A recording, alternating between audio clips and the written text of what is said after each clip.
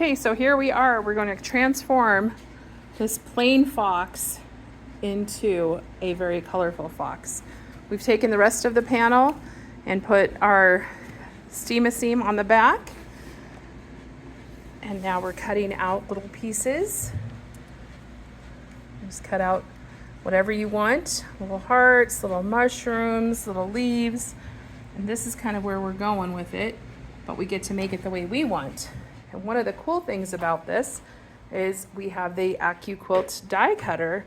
So what I'm doing right now is I'm taking little pieces and cutting out shapes. I'm going to spell out a word to go on the top of the fox here, but you could take any kind of shapes. This one's kind of neat. It has raindrops or kind of curved raindrops that look almost like commas or feathers. That would be a fun one to do.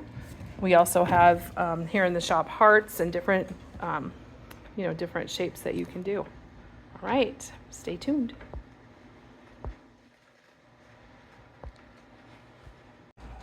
All right, I'm over here at the machine. Actually, ours is a Sizzix machine, but it will take quilt or Sizzix dies.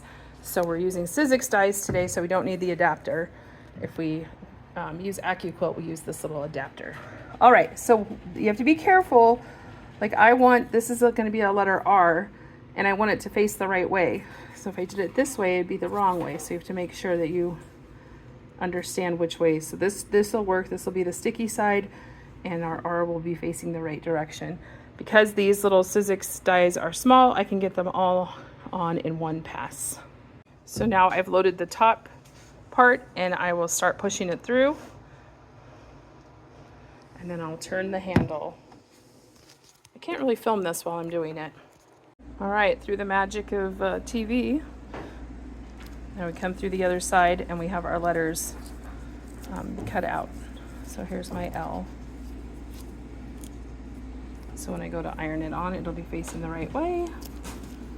There's my little R. I wonder if you know what I'm gonna write on top of my little fox. So we'll get these pulled apart and get them on our fox. So here it is. So I love this steam because as you work with the pieces, they're sticky on the back. So they stick down, so when you get and move this to the ironing board, they'll stay in place. So there's my clever, and now we've got a little collection of pieces cut out. So we will get those started to be stuck on, and then we'll iron them on, and our wall hanging will be done. After we iron them on, we are going to then put some batting in and quilt it, and then we will go around the letters to further tack them down. Okay, let's see how we're doing with our little fox. I gave her some flowers in her hair.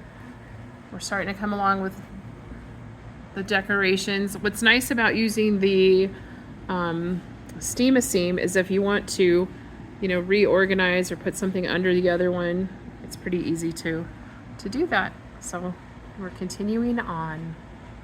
Okay, so here's what we ended up with. And there were a lot of pieces left over, but we like the way it looks at this point. So we are going to take this, figure out a border to put on, and then layer it with some batting and backing and get it quilted. Isn't it pretty? So come in and get a panel and make your own.